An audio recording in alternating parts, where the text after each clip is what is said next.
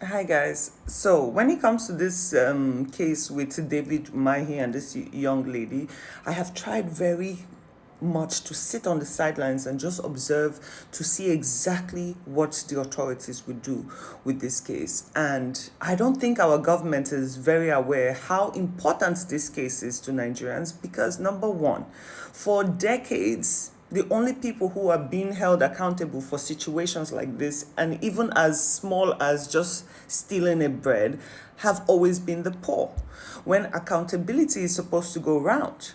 Now, we live in a society where people of power get away with a lot of things, which is very unfair to the average Nigerian because if you commit any form of crime, or are accused of a crime, we're not going to point fingers right now because the truth is we really don't know the case. The only problem is that the case ain't making sense and we all see it and we all sit and wait to see what the government will do about it. Because me personally, I am tired of the elites having the power. We've seen so many times over the years how certain people in government get away with literal murder. Funds are being put aside and nothing is being done. But when it comes to the average Nigerian, all of a sudden it's a problem. Now, before we really get into the details of this story, because it's so weird to me at this point, I want to remind you guys of something. I have always said for a long time, the way you carry yourself, especially when it comes to the outside world, matters a lot. Because when you mix yourself up in certain stories all in the name of clout, or you're known as not a nice person, when situations like this come about, people will jump to believe whatever story is taken. Now, we all know David Omahi has a very long history of not always doing the right thing. There's been many accusations over the years, either from women stating that he was involved in a not very nice moment with them, or when it comes to funds, because he does work in the Ministry of Works. And you see, all of those things make people really question his character as a person. Now, till someone is proven guilty, he's still innocent till then. But let's look into the story because it's very weird. Now, one question I have is if this was Mr. Peter Obi, would they delay the way they have right now? Because naturally, they should have detained him till they have full information. Mind you, this is a story that happened on the 27th of last month, June. Until today, all we keep seeing is Mr. David Umahi jumping from show to show, trying to twist or justify a story that doesn't make sense. Now, for those of you who don't know what story this is, this young lady over here, she's 26 years old. She was found unalived in his residence. Now, she's a nurse, and the stories just don't add up. Now, certain people, because there were photos that came out online saying that when they found her, she actually had bruises all over and she was bleeding through her mouth. Now, nobody seems to know how to explain what happened. And then she was also naked, which they've also tried to bring up other stories to make that make sense. My question is, he says he wasn't at the residence when that happened, so he doesn't know what happened to her.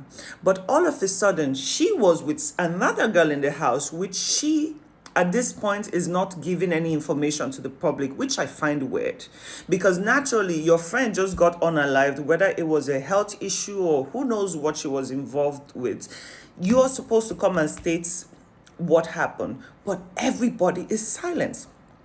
And now, naturally, after an incident like this, the government, the police are supposed to do an autopsy, perfect autopsy, to see exactly what happened. It could have been a health problem. It could have been anything else. We need to know, the public, because not every day you wake up and find a person unalived in a residence of the Minister of Works. Number one, this information should have been announced to the public way before it was. You can clearly tell that something was trying to get hidden somewhere. And yes, it never looks good if somebody wakes up dead in your house. It doesn't look good.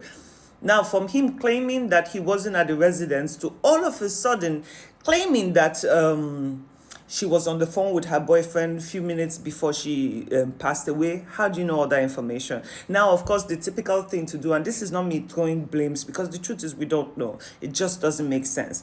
Then he went with that whole line of, oh, she's like a daughter to me and her family are close. Come on, let's be real about that one. If you look at the family of the girl and you look at David Umahi, you would tell that there's no connection between them at all. There's no connection within them, but it is fine. Now you're claiming you were like a father figure and you knew a few minutes before she was unalive that she was on the phone with the boyfriend and she begged the boyfriend to stay on the phone, but somehow he left, and then she was naked because she got into the shower, and apparently when she passed away she was still in the shower, or the water was still running. You see how that doesn't make sense? Because if you were in the vicinity, right, and you claim to know all this information, why didn't you rush her to the hospital? Why didn't you report to the police something was off? Are you trying to throw blames on the boyfriend somehow? What is really going on? Why is the girl that was in the house also silent in a situation like this? And my biggest disappointment, again, goes back to family. I don't know what's going on in your lives, because apparently these days, once your child has been unalive, people just try to bury it and just take whatever they can take out of the situation. Now, her family, instead of you to be desperate enough and trying to get real answers for your child, you are in such a hurry to bury your child, which is very strange to me.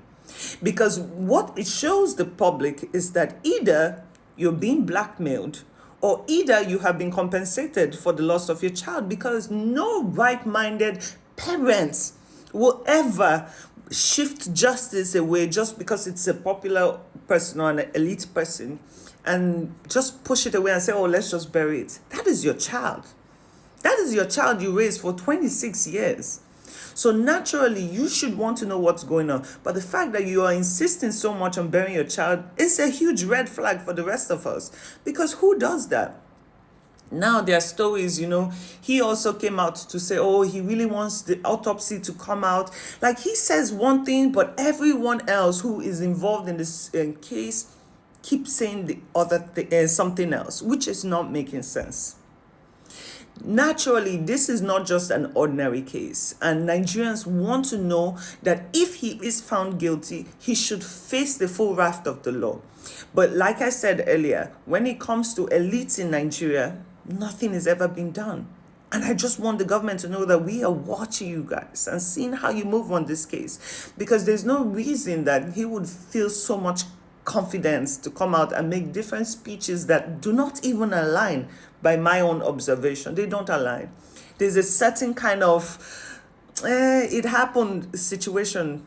It's something is off with the case. Now, I'm not a police officer and I don't know what went wrong, but something ain't right there.